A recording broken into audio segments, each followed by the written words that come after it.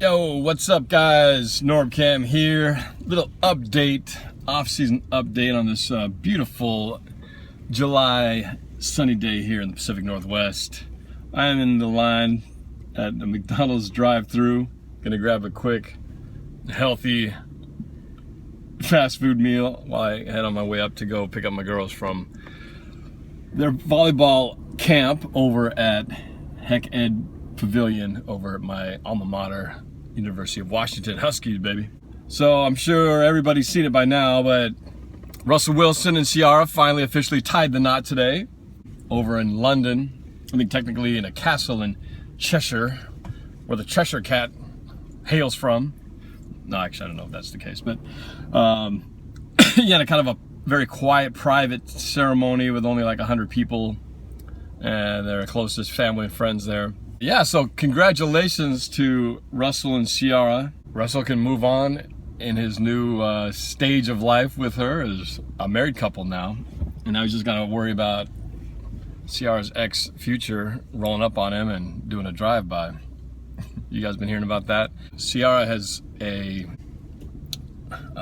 defamation lawsuit against her former boyfriend slash father of her child, Future, for threats he's made on social media as well as in his latest song where he talks about pull up on Russell Wilson and bust a cap in his rear end. So hopefully it's as much of nonsensical BS at a time when there's not a whole lot for the media to talk about, but we'll talk about it anyway because, you know, it's out there. So hopefully that dude's just crazy and just full of a lot of hot air, but we'll see. Congratulations to the couple, that's great. And he speculated a year or two ago that sometimes Russell's throws were off because maybe he had a little extra pressure built up, if you know what I mean. So maybe we won't have to worry about that and he'll have an even extra special year this season. Now that his personal life is now nice and settled and hopefully the start of a happily ever after for him and Ciara. So good for them. All right, gotta pay for my food here. How you doing? Good, you? Doing great. Double quarter meal? Yep. Yep. Rolled up to this McD's many times. Yeah, I'll take it, please. There we go. Thank you very much. Thank you very much. Nothing like offsetting an unhealthy meal. Thank you very much. You know, you offset the unhealthy food by getting a Diet Coke. That makes everything better. All right, time to hit the road. So now there's this, there's rumor out there that now that we've got this very uncertain backup quarterback situation with Trevon Boykin, his legal battles, which the Seahawks knew about it. You know, this thing is no surprise as he had that assault incident in Texas before he was ever picked up by the Seahawks. So this is nothing new. So, you know, we'll see how he does in camp. He pled guilty to a lesser charge, so I don't think he's going to be facing any jail time. But nevertheless, it's still a question mark as to who is really our backup quarterback. Tavares Jackson, who, as you know, a couple weeks or so ago pulled a gun on his wife while he was in Florida and threatened to kill her, is dealing with that situation. So he was no longer Seahawk at that time. But, you know, he was still a free agent option. But now I think that option is likely not an option anymore. So what does that mean? So there is a couple of other possibilities. One of them that's been being talked about right now is Vick is a possible option for backup quarterback. Now, I know what you're all thinking, and you know, it's been how many years now since all that incidents happened with the dog fighting, and he's served his time and he's been out since, and you know, he's clearly not the quarterback he used to be. You know, his age has caught up to him, injuries have caught up to him. He's been pretty much reduced to a backup role, playing at the league minimum now. And So I don't really know what. Again, we're talking about backup quarterback here. Okay, so but I'm just curious. A guy like him, I just personally don't see the reaction up here, especially in a town like ours in Seattle, kind of community we live in, that going over very well. But I'm curious to know what you guys think. You Seahawks fans out there, what would you think about the Seahawks even giving him, a shot? Anyway, I wanted to talk a little bit about Doug Baldwin. I'd mentioned before, he got his 4 years, 4-year deal, a little over $11 million a year, 25 or so million guaranteed. And I'm just really happy happy for Doug Baldwin. I mean, I think it's great him getting this kind of payday now because, to me it sort of signifies what the Seahawks have been preaching all this time, which is, you play to the fullest the contract that you're given, and you don't hold out, do any of that stuff, and if you stay true, perform to your abilities, the Seahawks will reward you in due time. And Baldwin's a perfect example of that. He's a guy who, did the work, stayed consistent. He's managed to stay pretty healthy throughout all this time. And look at him now. He's finally getting rewarded for it. So, so I think that's just kind of a reminder to the other guys who look, tempting to hold out, do all that kind of stuff. You look at that and you think, if I just play my cards right, do my job, I'll get rewarded. And that's kind of what the Seahawks have been doing. They've stuck to that, and I think it's awesome that Baldwin got his payday finally. Not to mention he's got a little Filipino blood in him, which we share in common, so I think that's pretty dang cool. And it's going to be great to have him around for another 4 years. I think he's going to be, very productive for a while, for a time to come. Actually going to the Richard Sherman Softball Classic coming up on the 10th. That's just a few days from now. I might even have some extra tickets. We'll see. I will post up that if that is the case. Never been to it. This will be my first time actually going to the game, so I'm looking forward to that. Beast Mode will be there.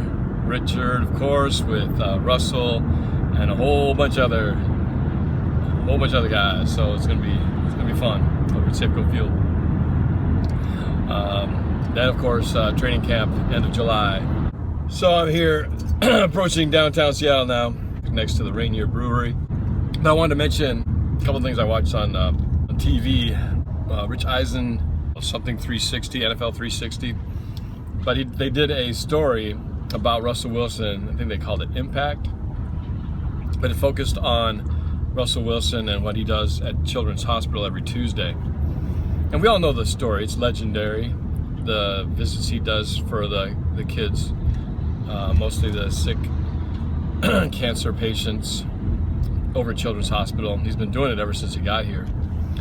And I think what's cool about that story, not just the impact of what he has on the families and the kids at Children's Hospital, but the fact that Russell's been doing it since before he was a celebrity, before anybody knew who he was. He came to Seattle and was already starting that process up the moment he got here. And I think that's pretty cool because, it's one thing when you get famous, you set up charities and foundations, and then you start doing all that stuff because you've got a name for yourself. But, Russell, when he wasn't even, a for sure starter yet, was already doing that. So, it just, again, shows how genuine he is and how those things that he does really come from someplace other than, it's not a publicity stunt. It's not a thing that he does, just because he's famous now. He's been doing it for a long time. And I think that's really cool. The other thing I want to mention was I ended up binge watching over the weekend the NFL Films Amazon co-production All or Nothing, featuring the Arizona Cardinals 2015, last year's season. And granted, it's not our team, it's the Cardinals, and I have plenty of reasons, like all of you Seahawks fans, to not like them. But I have to admit, that was a really well done documentary. as a filmmaker, I could only appreciate everything that they did there. It's very much like Hard Knocks in the sense that they got cameras rolling in the practice facility, in the locker rooms, in the meeting rooms, even the draft war rooms. As they're strategizing, building up to the regular season, and of course the actual games, week by week games. I of course took particular interest in the weeks when they played the Seahawks, which we split games this past year, where they beat us in our house, and there was a particular focus on that in the show. And even though we lost that game, I enjoyed watching it because the build up to that game, just hearing the players and the coaches talking about the Seahawks and how important that game was for them. And it really showed how much Arizona really respects, doesn't necessarily but respects the Seahawks and as an opponent, as a division rival, and how they've been trying to get to where we are. I believe the episode, it was called The Penthouse, and that was the episode that they showed that where the Cardinals, in order to reach the penthouse of the division, they had to come in our house and beat us, which they did. But it was fun. I really enjoyed seeing a football season through another team's perspective, and of course it's a team we all know very well. Of course they've melted down at the end of the season, and who knows. I think their time is definitely marked. They've got Carson Palmer's only got so many more years left, and he has yet to go through a season where he hasn't suffered some kind of injury. So we'll see what they got left in the tank, but some of their key weapons are starting to reach the end of their careers here. So their window's closing while ours is wide open, just opening for us. So we'll see how it plays out with the Cardinals. But I would highly suggest for all you fans out there, you guys should watch it. Again, it's on Amazon. You can watch it free on Amazon Prime. It's called All or Nothing, Arizona Cardinals. Very good film, very good filmmaking, and great study in behind the scenes of a football team. Okay, that's gonna be it. Approaching downtown, just past the clink back there. Almost to my destination. So I will talk to you guys soon. Thanks for watching. Please subscribe if you haven't already, and take care, y'all. Be talking to you soon. Go Hawks.